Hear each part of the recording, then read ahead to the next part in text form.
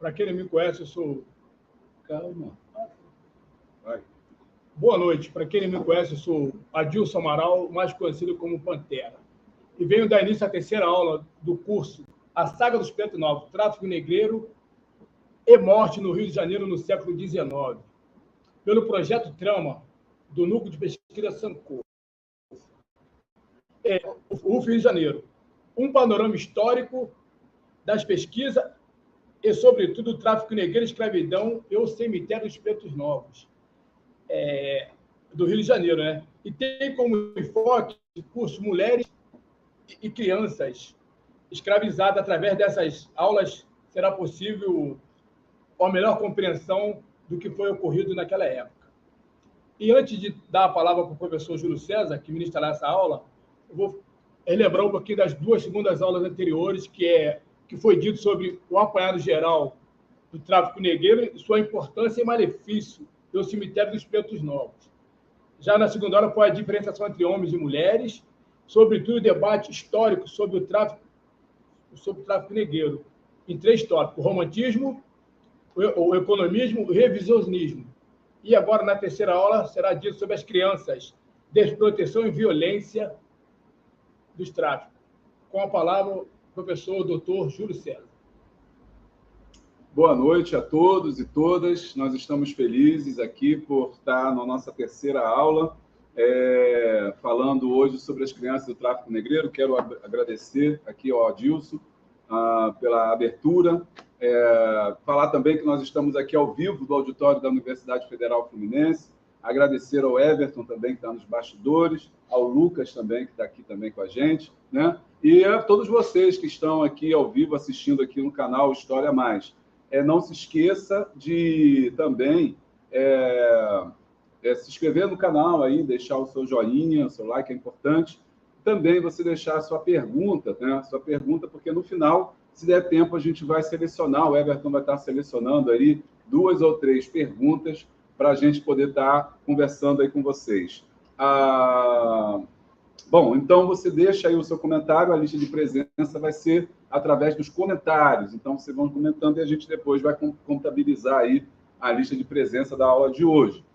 Você que está nos assistindo hoje no Instagram também, hoje tem essa novidade, que é a proposta do projeto Trama, que é justamente, Adilson, né, como você falou, divulgar o conhecimento acadêmico, né, através das mídias sociais. É por isso que nós estamos hoje no YouTube e nós estamos também no Instagram. O tema da aula de hoje, então, que eu vou conversar com vocês, né, na nossa aula número 3, a crianças, desproteção, violência no tráfico transatlântico. Então, nosso primeiro enfoque foi a visão do tráfico, a segunda aula falamos sobre as mulheres, o papel das mulheres no tráfico negreiro, e na terceira aula hoje nós vamos falar sobre crianças. Bom, diferentemente, né, do que a gente possa imaginar, as crianças tiveram um papel preponderante no tráfico negreiro.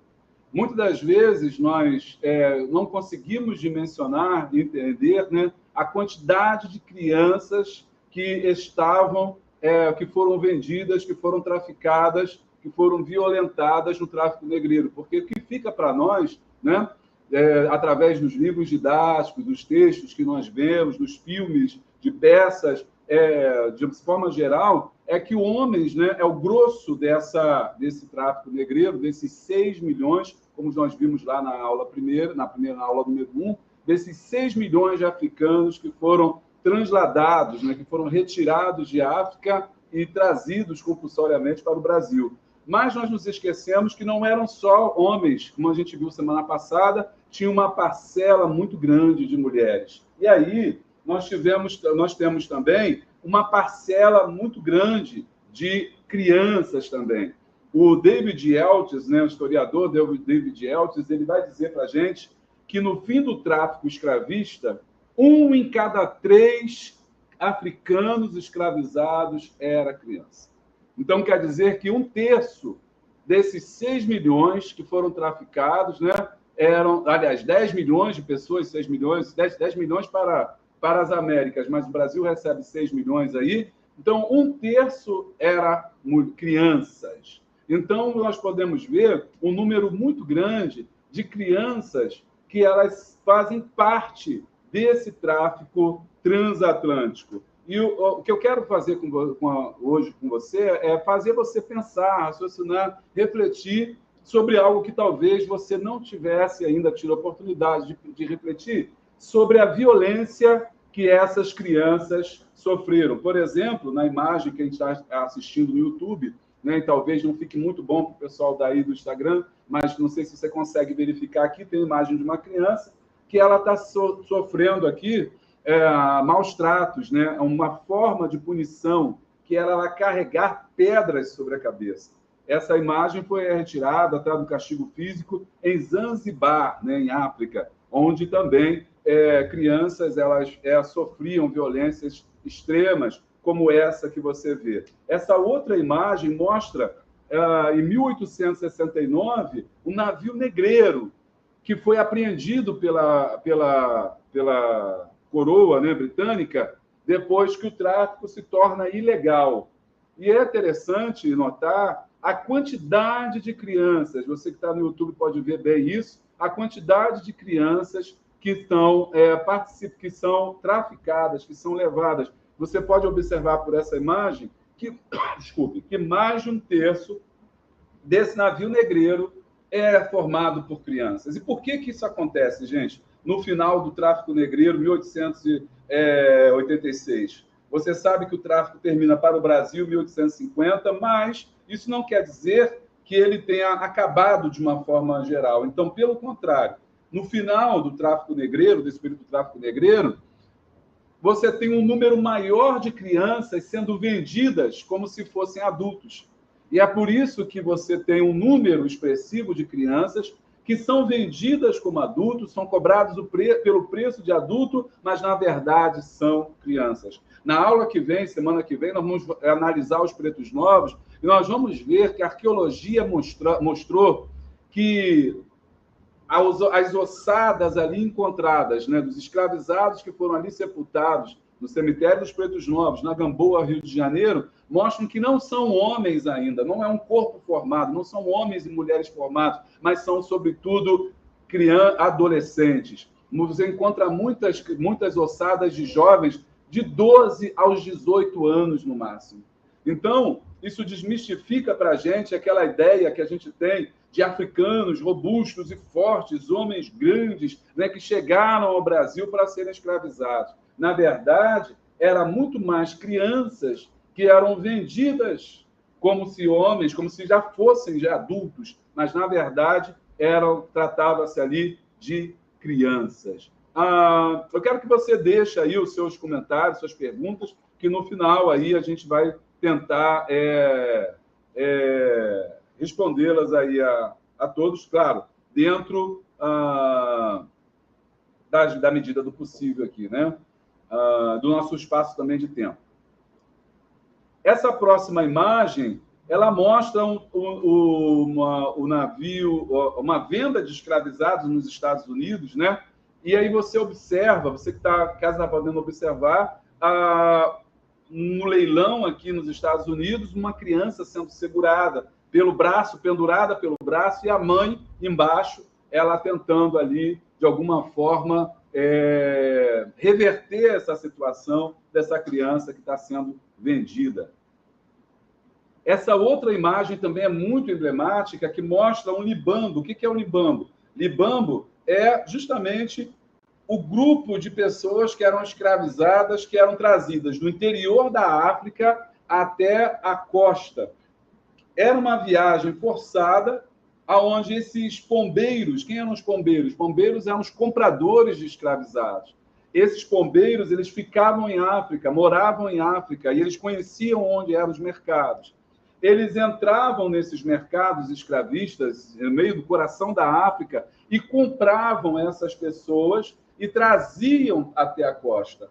E eles vinham, então, aprisionados, assim, dessa forma, com troncos de união, os pescoços de um homem e de uma mulher, e as crianças também unidas à corrente. Só nessa imagem nós podemos identificar 5, 6, 7, 8 crianças. Nessa imagem nós podemos identificar aqui 8 crianças só nessa imagem. Isso mostra para a gente que, diferentemente do que a gente pensa, a escravidão ela afetou as crianças de uma forma muito, mas muito proeminente. E a gente está pensando nisso, como é que isso se dá, né, no Brasil. Aqui essas imagens são mais conhecidas, né? Eu estou trazendo essa iconografia para despertar em você esse olhar, porque muitas das vezes nós não falamos sobre isso, não comentamos sobre isso, e não vemos a dimensão do papel das crianças no tráfico negreiro.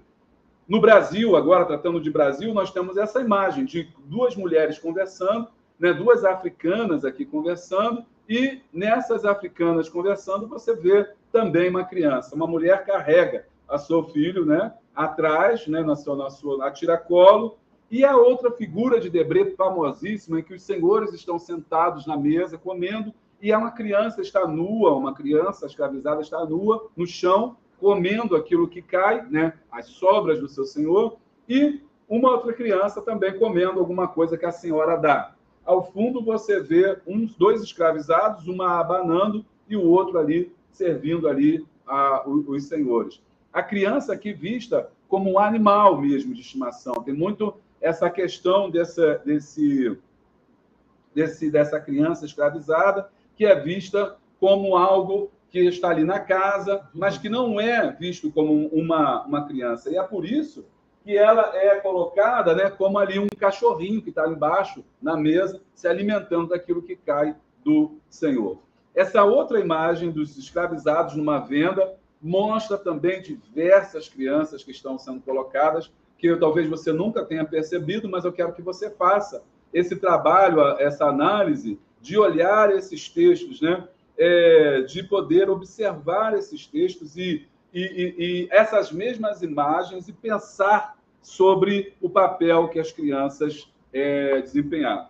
Agora eu quero fazer com vocês uma reflexão sobre isso, sobre como que isso se dá, e para isso eu vou aqui agora recorrer ao texto que eu preparei para poder conversar aqui com vocês sobre o motivo pelo qual, né, as crianças se tornavam escravizadas e acabavam nos tráficos. O historiador Mendes demonstra que, embora o comércio português de negros africanos tenha começado no século XIII, nos séculos XV ao XVII, crianças escravizadas já estavam sendo transladadas pelo Atlântico e, no início do XVII, já temos dados completos sobre o comércio entre Portugal e África, dando conta de que as crianças e mulheres constituíam mais de 70% dos escravizados vendidos. Mulheres e crianças eram vendidas em Portugal para a satisfação de todos os caprichos, tanto quanto trabalhos domésticos quanto sexuais. E crianças e mulheres brancas não escapavam ao famigerado comércio, mas engrossavam as fileiras daqueles que seriam vistos como meros objetos no solo europeu. Havia uma preferência nos portugueses, então, para o tráfico negreiro, para o uso de mulheres e ao uso de crianças. Essas crianças eram procuradas. E por que elas eram procuradas? Um dos motivos que faziam com que os senhores de escravizados comprassem crianças é que elas valiam metade do preço de um adulto. Então, era vantajoso para ele comprar crianças se ele tivesse poucos recursos financeiros. Como criança valia metade do preço de um homem, então ele comprava 2 crianças por um trabalho de um. Segundo motivo que fazia com que os mercadores de almas comprassem crianças é que elas não faziam revoltas. Diferente dos homens, que eles compravam e tinham a possibilidade de... Se quiser comentar, colocando, tá? Aqui, estou vendo aqui. Só no final, senão tá valendo. Então, o que acontece? Se você trouxer a nota segura para o final, a gente faz uma rodada de perguntas. Por exemplo, então, o homem, né, escravizado, um adulto escravizado, ele tinha forte possibilidade de fazer uma revolta, de fazer um levante, de se matar os seus senhores naquela caminho entre do momento que eles compram os escravizados em África, eles vão levar até as costas a costa da África para embarcar nos navios negreiros, havia levante, havia revolta, matavam as pessoas que eles tentavam se libertar. As crianças não. Então, existia uma preferência por criança porque ela não faria uma revolta para matar, porque uma criança de 7, 8 anos não tinha como lutar. Terceiro motivo pelo qual, né? Então, primeiro motivo, o preço. Segundo motivo, elas não faziam revoltas. Terceiro motivo, elas, aos olhos dos senhores, elas eram domesticáveis. Domesticáveis, ou seja, era mais fácil de você moldar aquelas crianças dentro do sistema escravista. Elas não questionavam, elas não brigavam, e elas já cresciam nesse mundo entendendo que elas eram escravizadas. Então, esses 3 motivos faziam com que muitos compradores de escravos eles procurassem, né, se deter em comprar crianças, né? Então, isso aqui é uma questão que vai fazer com que aquela frase que a gente viu no começo, dizendo, olha, 1 em cada 3 pessoas traficadas era criança. Então, havia essa questão.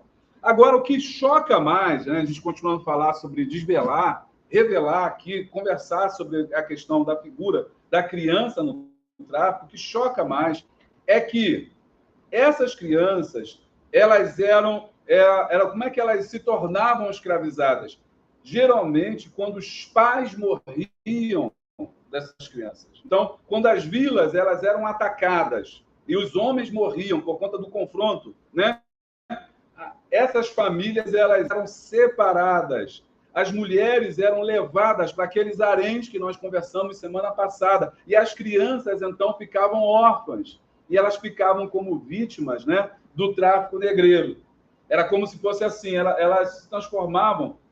É cruel falar nisso, mas é como se você comprasse alguma coisa e viesse outra de brinde. As crianças eram ali, nesse caso, justamente visto como essa peça que ia ser usada ao longo do percurso. E por que os compradores, por exemplo, aqueles caras, os libambos, eles compravam, traziam essas crianças que eles encontravam nas vilas? Uma outra forma também eram os próprios pais venderem as crianças por dívida. Então, por exemplo, se ele tivesse uma plantação, aquela plantação sofreu algum problema, perdeu aquela plantação, eles se transformavam em endividados. E uma forma de pagar essa dívida era vendendo os filhos como escravizados. Então, muitas crianças que vão trabalhar, que vão vir para o tráfico, são também, então, ou filho de órfãos, ou não, são crianças que são vendidas pelos próprios pais. Ok? Então, os mercadores compram, então, essas crianças como forma ali de pagamento por uma dívida. E aí, quando passava essas caravanas de pombeiros, eles iam passando nas vilas e perguntando se tinha alguém para ser vendido. E aí os sobras, aqui tem 10, aqui tem 3, aqui tem uma criança, aqui tem uma mulher. Opa, legal. E ele comprava, né, através de pano, através de aguardente, através de pólvora, às vezes arma, né? E cauris também era usado, que era um tipo de coisa de moeda, né, daquela época para os africanos. Para os africanos, é importante lembrar, não para os europeus. Isso era lastro nos navios. Então, eles compravam essas crianças e traziam para a costa. Só que essas crianças, nem sempre, isso é muito interessante a gente pensar, nem sempre elas chegavam à costa da África. Por quê? Elas iam trocando de dono. Por exemplo, no meio do caminho, ele fazia transação com essas crianças. Então, ele revendia essas crianças para outros comerciantes que estivessem ali, tem 2, 3 crianças aqui que eu quero me livrar delas, ou faço uma promoção aqui e tal, que tem muita gente para a gente levar, e as crianças elas acabavam atrasando as caravanas porque eles iam a pé. Então, muitas das vezes, eles se livravam dessas crianças fazendo isso, comercializando elas, vendendo elas, passando para frente. Então, tinha um grupo lá, de grupos de traficantes, que eles se especializavam em ficar com essas crianças e usando elas. Pode acontecer um problema lá na frente, então o que eu vou usar? As crianças, porque elas são valiosas também. Algumas pessoas, como eu falei para vocês, estavam interessados nessas crianças, então eles seguravam as crianças. Ok? A criança come menos, criança bebe menos, criança não reclama, Então, o que ele faz? Segura essa criança. E você sabe que, do outro lado, existe essa preferência pelas crianças, por quê? Porque... Bota aí a tua pergunta, bota aí. Deixem suas perguntas. Já botou? Ah, tá. E aí, o que acontece? Por que eles preferem as crianças? Né? Para abuso sexual, para poder usar para todo tipo de serviço, como a gente viu aí no começo. Gente, então, essa é a forma que essas crianças se tornavam escravizadas, através das dívidas, através de acordos financeiros. Às vezes, deixavam também com penhora. Por exemplo, eu vou deixar fulano aqui, eu quero 2 escravos, vou levar um escravo teu, mas eu não vou pagar agora. E aí o cara falava assim, como é que você não vai pagar? Não, vou deixar uma criança aqui, com prova de que eu vou buscar e vou voltar e vou pagar por esse homem que eu estou levando, por essa peça. E aí isso era vantajoso também para aquele mercador que estava lá, o pombeiro, porque se o cara não voltasse, ele ficava com a criança e aquela criança passava para frente em outro lugar. Então, isso faz com que cada vez mais crianças, né, estejam dentro desse tráfico. Agora, um outro fator também, que acho que isso é muito legal no nosso curso, a gente está com esse enfoque, olhando a criança de perto, eram crianças que eram usadas para sexo, para serem violentadas, mas também uma outra coisa que não foi ainda estudada devidamente, crianças que eram compradas para serem castradas, que eram os famosos eunucos. Então, muitas crianças eram compradas e eram castradas para servirem nos haréns. Por quê? Porque tem uma lógica por trás. Se você pega homem, e se eu compro um homem para tomar conta de um harém, né?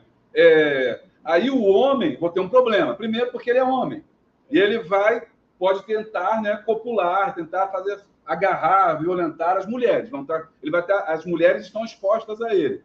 Aí você vai falar assim, não, então o que a gente faz? A gente pega e vai emascular o homem, vamos transformar. Mas só que a incidência de morte, a taxa de mortalidade era altíssima. Se você pega um homem de 20 anos, 30 anos, e você retira o órgão genital dele, há 30% de chance de gangrenar, do cara morrer. Então, ele, para não correr esse risco de comprar um homem para trabalhar nos seus haréns, para ficar tomando conta do harém e morrer quando ele for emasculado, quando ele sofrer lá, for castrado, o que ele faz? Compra a criança, porque a criança tem mais facilidade para se regenerar.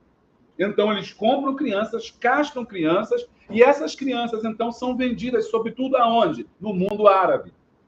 Porque, diferentemente do que a gente pensa, os árabes também participaram ativamente, né, do tráfico negreiro. Então, essas crianças vão servir nos haréns, no Império Otomano, na expansão islâmica, os árabes vão traficar muito dessas crianças para a Itália, para a Veneza, para a Gênova, para os Balcãs. Então, elas vão ser usadas ali, porque elas vão crescer já dentro desse sistema de eunucos, né? Então, muitas crianças sofrem também esta violência, né? Por quê? Porque elas vão ser castradas, né? Então, esse é um outro problema. As crianças escravizadas no comércio escravagista precisaram, em meio ao deslocamento forçado, trocas de senhores ao longo das jornadas e privações, a aprender e desenvolver estratégias de sobrevivência que incluía a submissão. Essas crianças, então, elas se revoltavam? Não, elas entendiam que elas precisavam se submeter àquele processo para que elas pudessem sobreviver. Então, por isso também que eles procuravam, porque elas de certa forma, eram mais maleáveis, né? Elas podiam estar ali nesse processo. Ou seja, elas aprendiam rápido, elas percebiam o que elas podiam falar, o que elas não podiam falar, com quem elas poderiam se comunicar, o que elas poderiam fazer, porque elas viam isso acontecer, a morte, né, acontecer continuamente, e por conta para ficarem vivas, o que elas fazem? Elas se conformam, né, a esse tráfico negreiro, sobretudo porque as crianças não têm, como é que eu vou dizer, maldade em relação a isso. Elas estão querendo, de alguma forma, sobreviverem, que não é errado. E o último aspecto aqui é que as crianças também eram utilizadas dentro do próprio tráfico negreiro.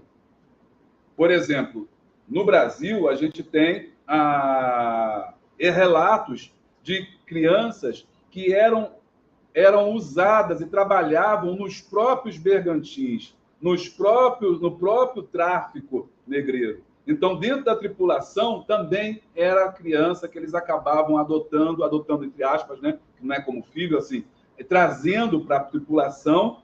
Apesar de escravizadas, elas trabalhavam no tráfico. Então, você tem vários relatos no cemitério Pretos Novos mesmo, que é o tema da nossa aula semana que vem. Nós vamos ver jovens que morreram, que estavam no navio, vieram junto com a tripulação, passaram mal, morreram e foram sepultados no cemitério dos Pretos Novos.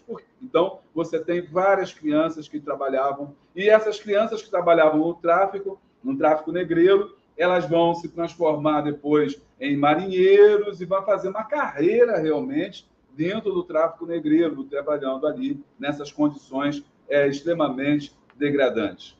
Agora, não se pode negar que a mortalidade das crianças também era alta, porque, tendo em vista de todo esse sofrimento de uma criança que foi comprada no interior de África, que passou ao longo dessa jornada, que levava de semanas, às vezes até meses, até chegar na costa do Brasil, da costa da África, né?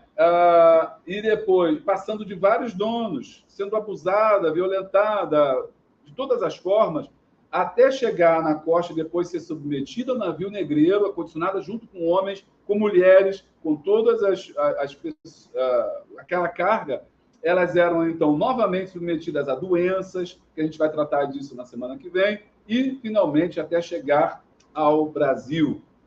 Uma vez chegando ao Brasil, elas eram utilizadas, né, também para o tráfico negreiro, eram utilizadas em todo tipo de serviço. Uma das coisas interessantes... Agora, a gente faltou falar sobre as crianças que nasciam no tráfico negreiro, porque muitas mulheres, elas eram capturadas grávidas.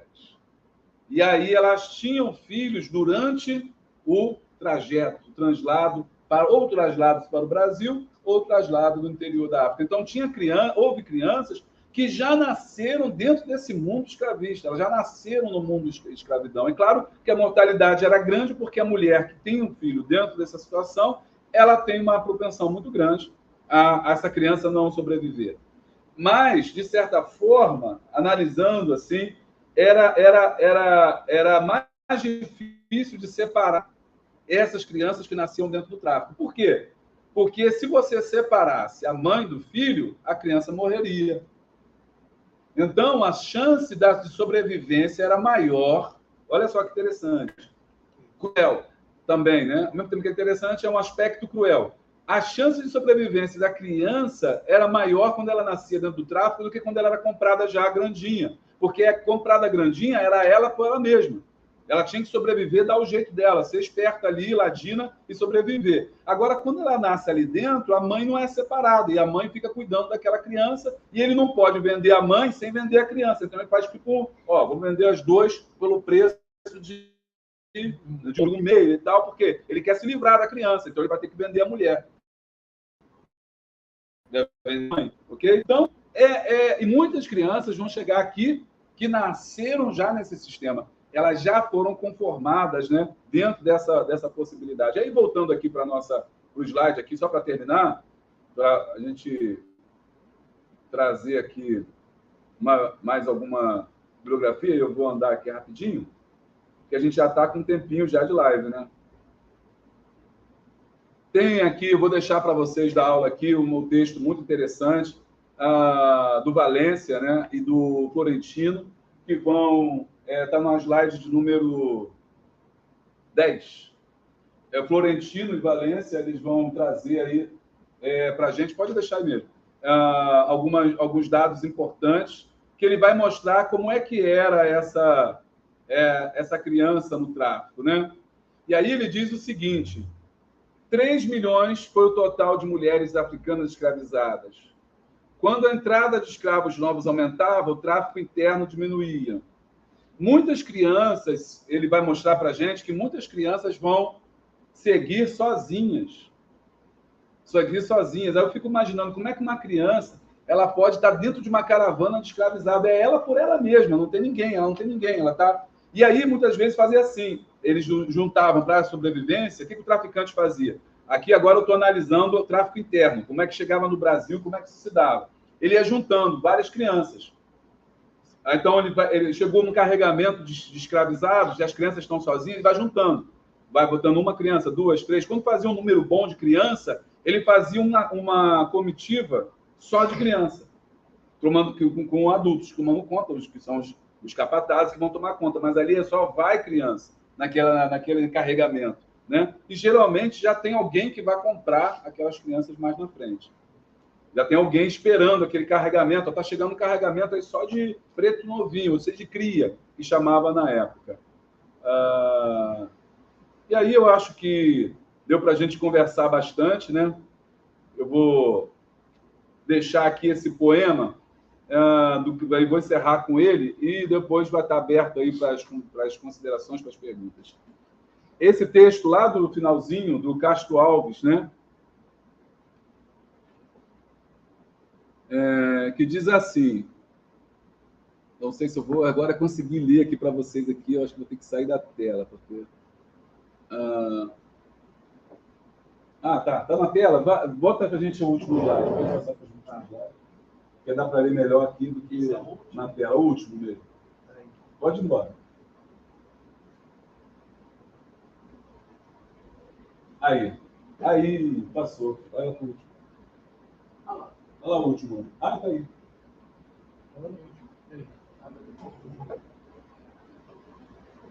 Meu filho dorme o sono eterno. No berço esplêndido que se chama o céu. Pede às estrelas um olhar materno. Um seio quente como o seio meu. Ai, borboleta na gentil crisálida. Asas de ouro vai além abrir. Ali, rosa branca numa atriz tão pálida. Longe, tão longe, vai além florir. Não me maldigas, num amor sem termo, bebi a força de matar-te, a mim. Viva eu cativa, a soluçar num ermo. Filho, sê livre, sou feliz assim. Perdão, meu filho, se matar-te é crime. Deus me perdoe já. A fera enchente quebraria o vime. Valem-te os anjos e te cuidem lá.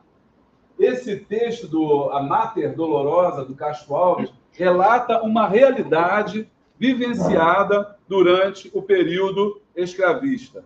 Muitas mães, elas, para não ver o seu filho morrer, né, não ver o sofrimento, né, que os filhos estavam sendo submetidos, matavam seus filhos, ou muitas das vezes cometiam aborto mesmo, antes mesmo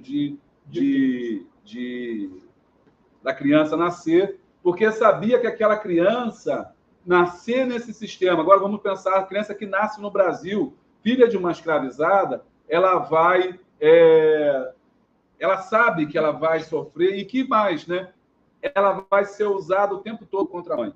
Ela vai dificulta a sua fuga, ela vai ser usada como, se você não fizer as coisas legais, eu vou pegar teu filho, vou matar teu filho, vou vender teu filho, né? Vou castigar seu filho. Então, elas viviam o tempo todo dentro dessa questão de entender que talvez a criança, não estando mais aqui, ela seria mais feliz. E ela perdão, né, por ter que tomar uma medida drástica, né, um aborto, ou muitas das vezes de não deixar, né, de cuidar da criança. Bom, gente, então é isso. Eu procurei fazer aqui rapidamente um apanhado, né?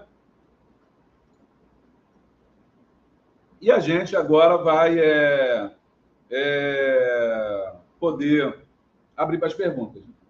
Sim, então, eu vou começar fazendo as perguntas aqui para relembrar algumas da aula passada, se eu puder responder. Só falar um pouco mais alto para a câmera. São duas perguntas em uma. As crianças estiveram e foram a maioria do tráfico negreiro, ou seja, um terço desse tráfico atlântico.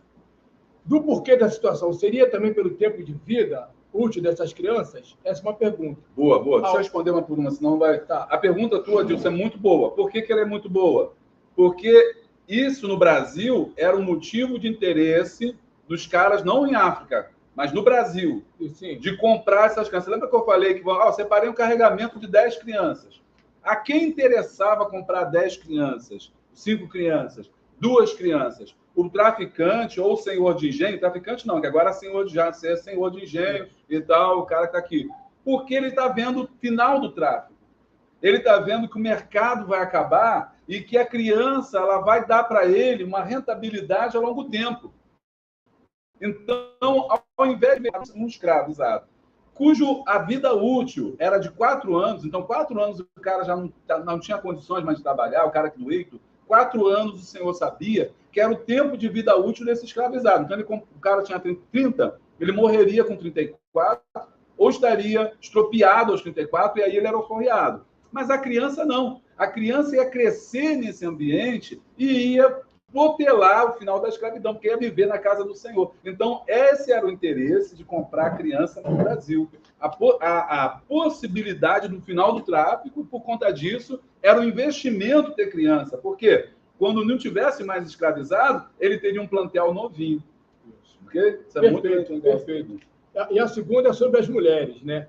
Seriam para fins, né, de procriação em forma disso, de dar de troféu para que os negros que já estavam aqui escravizados não pudessem fazer ou seja, o impedir da fuga dos escravizados, que foi dito isso na aula anterior. Eu queria saber que falasse um pouco mais do porquê desse matrimônio, casamento, porque aí formavam... Porque eu digo, né, tem criança nessa história. Porque quando casava, o negro evitava de fugir e a mãe ficava impedida também de fazer qualquer coisa. E ainda tinha uma criança. Ou seja, perpetuava-se o tráfico aí, né? Além de acalmar o casal negro, os escravizados, ainda tinha mão de obra, que seriam os filhos, né? Então, como eu falei semana passada, as mulheres, né, elas também são importantes no sistema de reprodução. Então, muitas das vezes, eles vão usar ela para 2 motivos. Para reprodução, porque se ela se casa, ela tem filho, e esse filho vai me dar lucro mais tarde. E também a questão dela construção de uma família que faz com que eles criem laços, né? E, através desses laços, eles possam se fixar ao local. Uma das coisas que mais era cruel para os escravizados era a possibilidade de separação de uma família.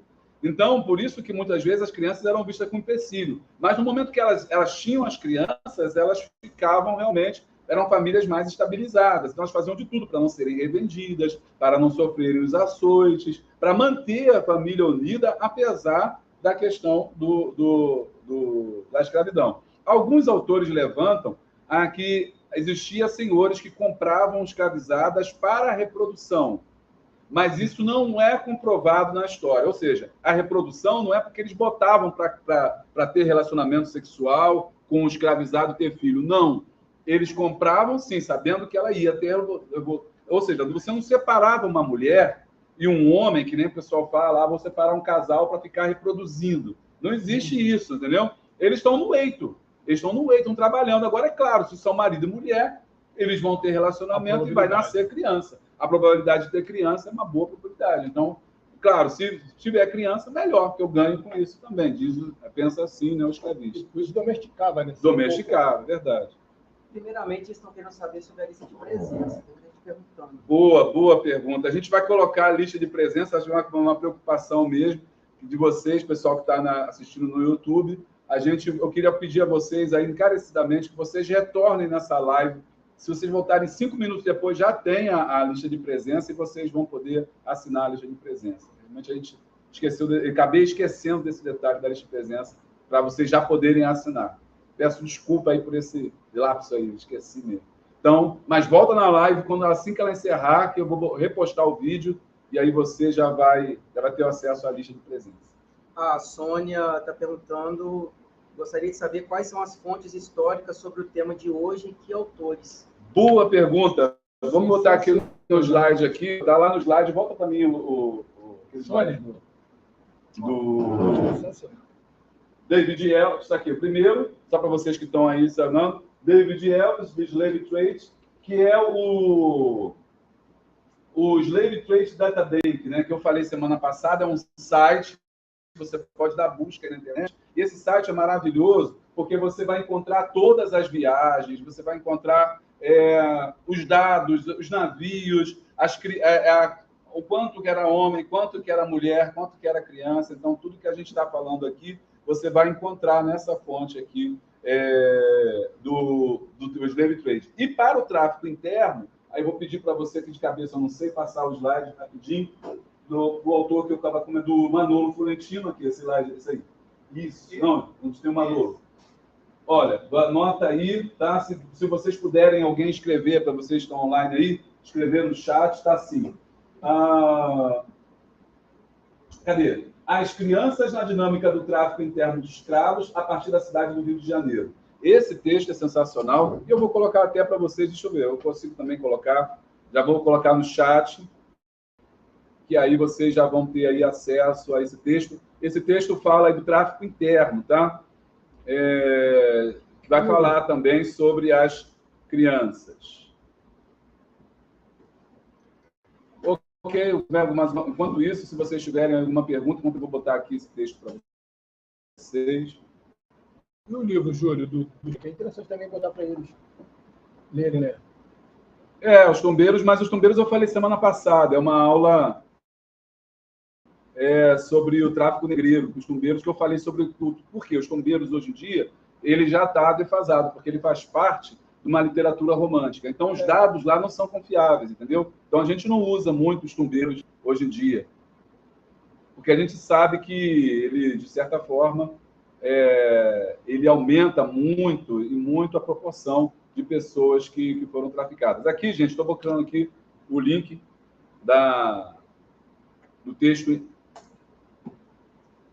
de hoje para o tráfico interno.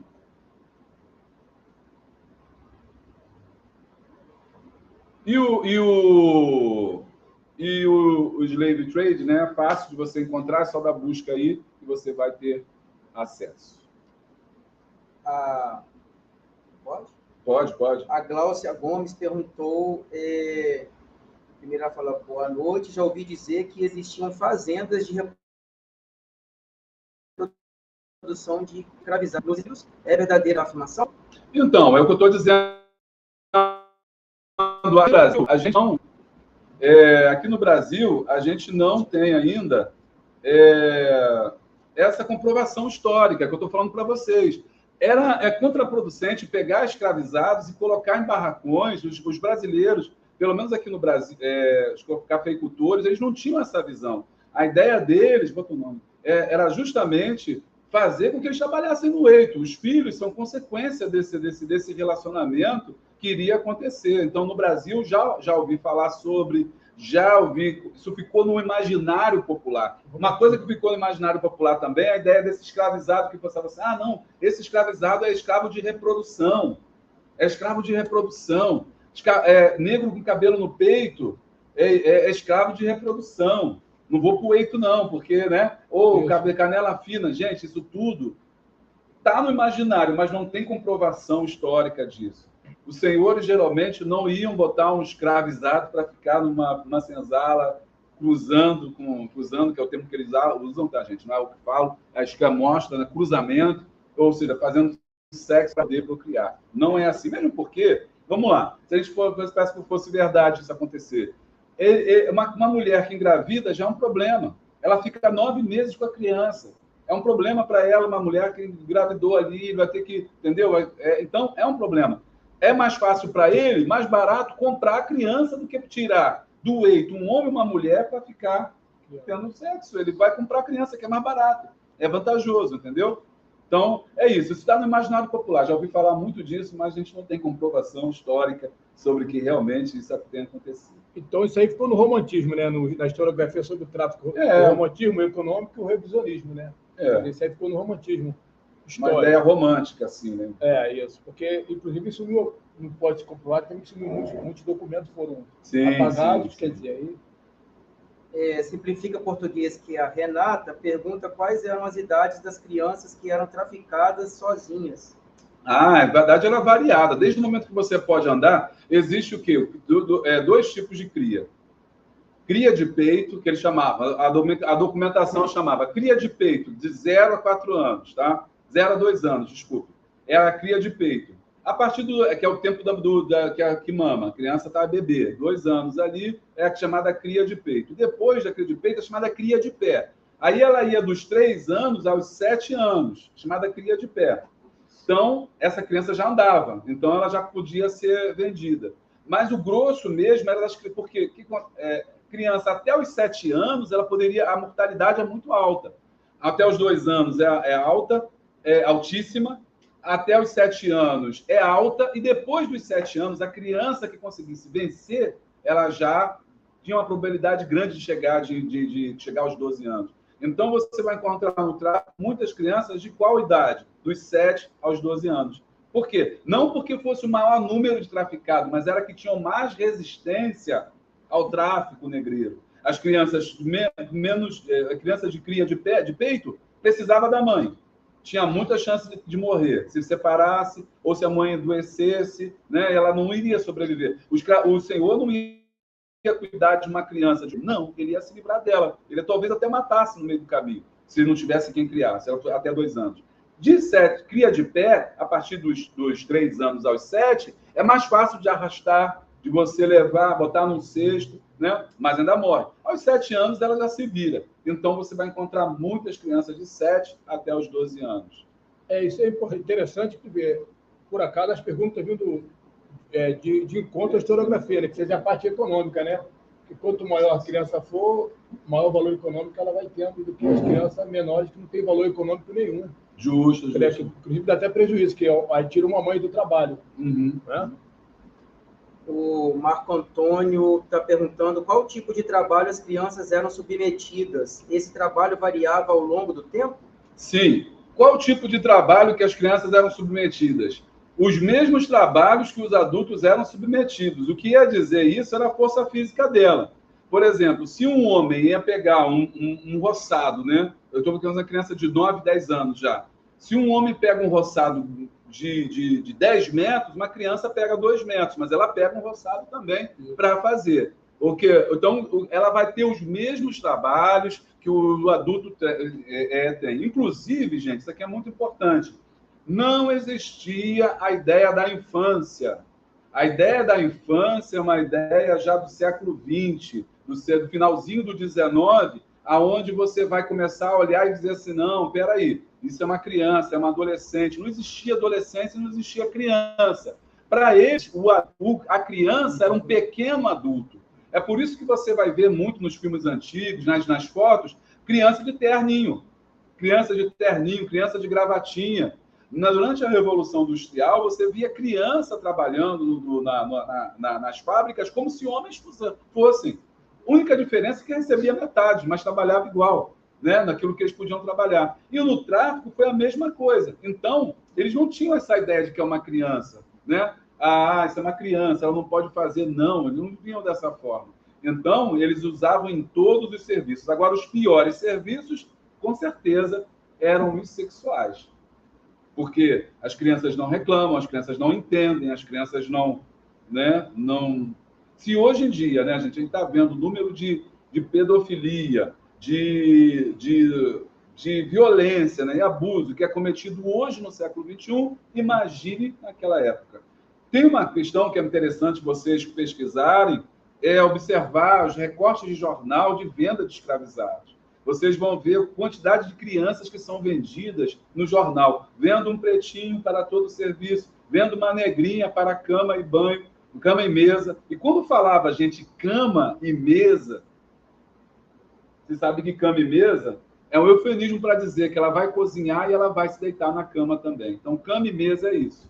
Que depois vai ser dos classificados de empregada doméstica. Empregada doméstica, cama e mesa. Ou seja, ela...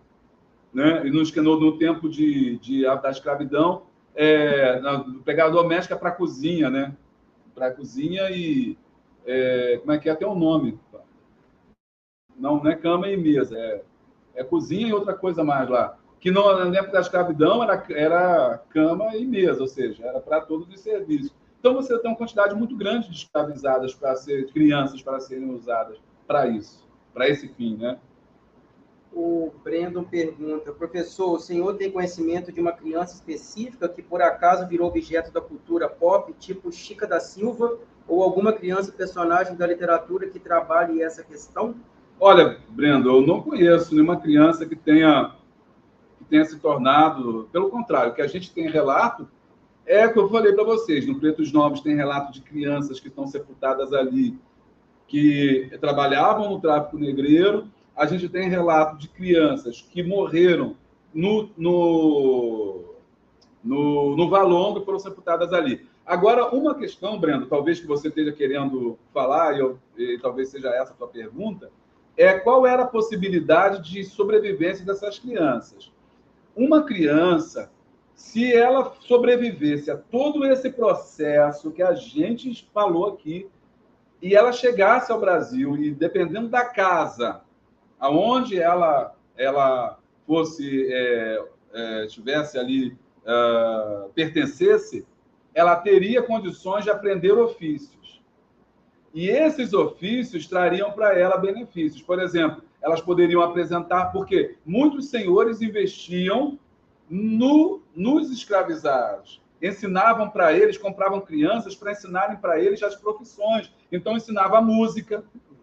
Então, eles aprendiam música com o senhor. E por que eles aprendiam música? Porque o senhor alugava aquele escravizado. Então, primeiro o cara pegava o escravizado, ensinava música, e depois ele falava, mostrava no jornal, vendo um escravizado para tocar em qualquer ocasião.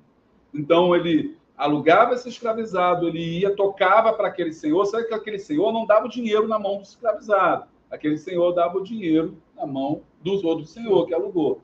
Entendeu? Então, esses escravizados, eles podiam aprender música, eles podiam aprender profissões, como a gente falou hoje na pós-graduação, né, dos ofícios que a Igreja Católica fazia dentro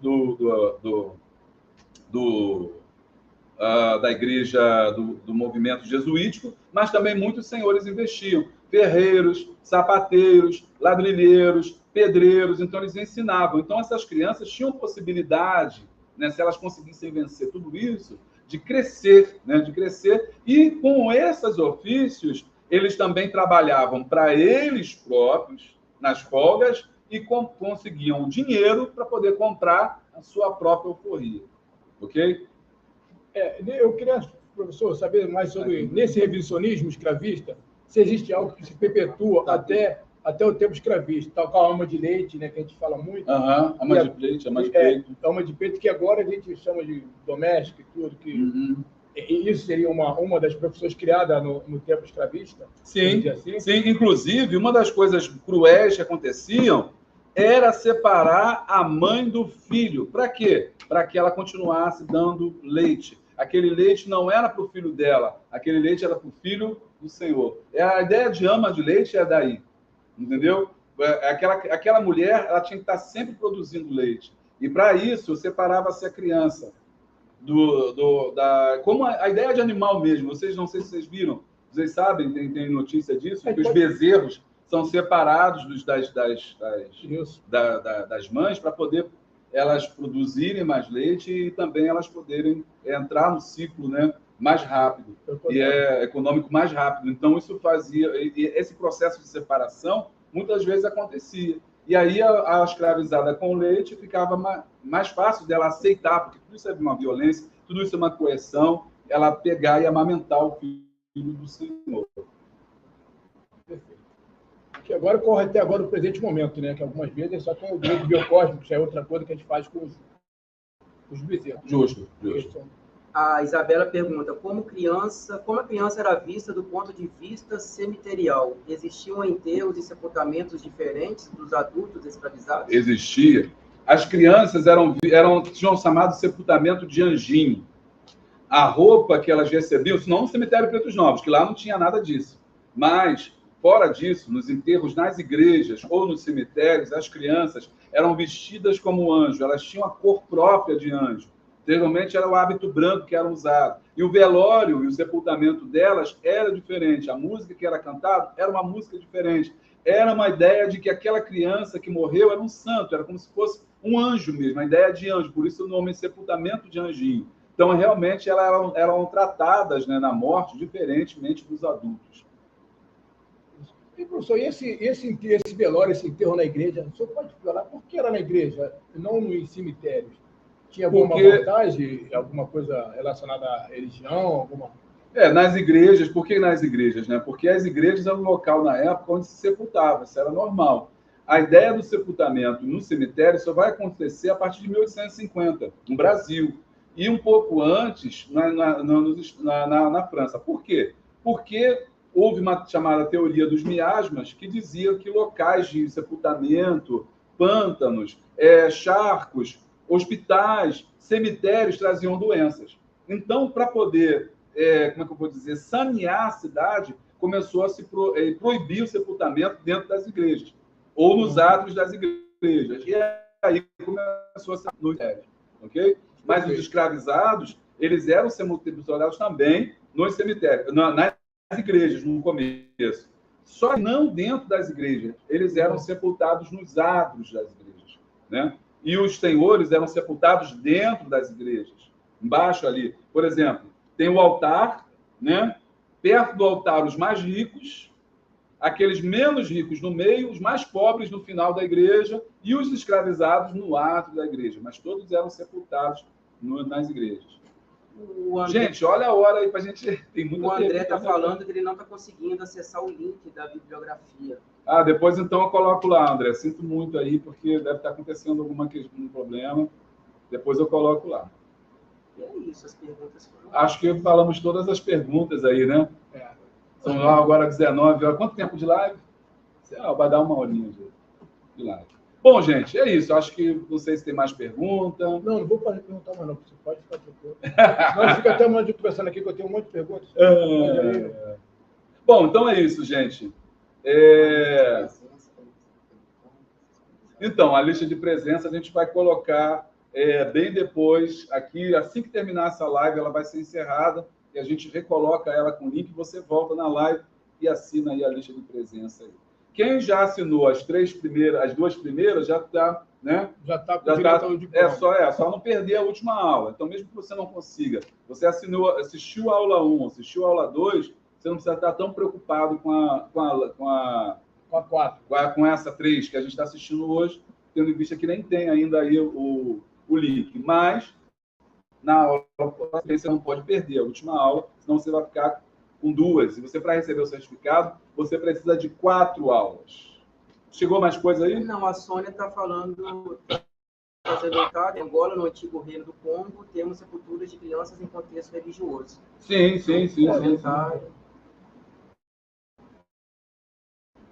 É isso. Professor, mas não são 3 aulas? Acho que... Não, são 4 aulas. Para ter o certificado, são 3 pelo menos. Gente, eu não falte aula na 4ª aula não, que é uma aula interessante, muito importante, que é o fechamento, tá? Faça as 4 aulas, que é bem melhor, que vocês vão fechar o contexto bem tranquilo, porque o fechamento geralmente é para de tudo e podemos até seguir um pouquinho mais essa live, que está muito gostoso o assunto, é muito interessante para quem segue esse caminho, esse conhecimento, tá? Escuta o conselho do professor Pantera, que é muito importante. Então, gente, também não se esqueça, você que está assistindo no canal, se inscreve no canal Dessa Força, aí deixa o like aí, que é importante para o vídeo ele subir, né, o YouTube entender que ele é relevante. Depois a gente manda um e-mail para todo mundo, tá? Também, com quem assinar a lista de presença, com os slides de hoje e com o texto base da aula, o texto-chave que eu tive. Olha, bacana? Agora vamos aqui também, né, aos parabéns também, né? Eu queria também agradecer, a princípio eu queria agradecer também, professor, a comissão técnica e o pessoal que está nos bastidores, que nos ajuda muito. Sem vocês não estaríamos aqui conseguindo fazer essa live, tá? Eu não falei nessas 2 aulas que eu apresentei, mas você me desculpa porque eu nervosinho, mas sem vocês nós somos lá, vocês estão de parabéns, a equipe Sankofa, tá? Do Núcleo de Pesquisa Sankofa, que estão nos apoiando. O meu agradecimento, a minha gratidão. Obrigado. Bom, gente, então a gente vai ficando por aqui. E até a próxima. Semana que vem, às 18 horas, vamos estar aqui de novo. Você que está aqui no Instagram também, que está chegando agora, tem muitos comentários aí, mas não dá tempo. Você quer dar uma olhada no Instagram, ver se tem rolar dela aí? Espera um pouquinho também. Eu acho interessante. Vê se tem ali, ó. Tá ali, ó. As perguntas lá no Instagram. Vê lá. Vamos ver se tem uma pergunta aqui no Instagram, porque o pessoal está aí. Pedindo para mandar um oi para Minas Gerais. Como é que é? Pedindo para dar um oi lá para Minas Gerais. Opa! Alô, Minas Gerais aí, ó, presente. Legal, bacana. Professor Júlio César é excelente. Bacana, legal.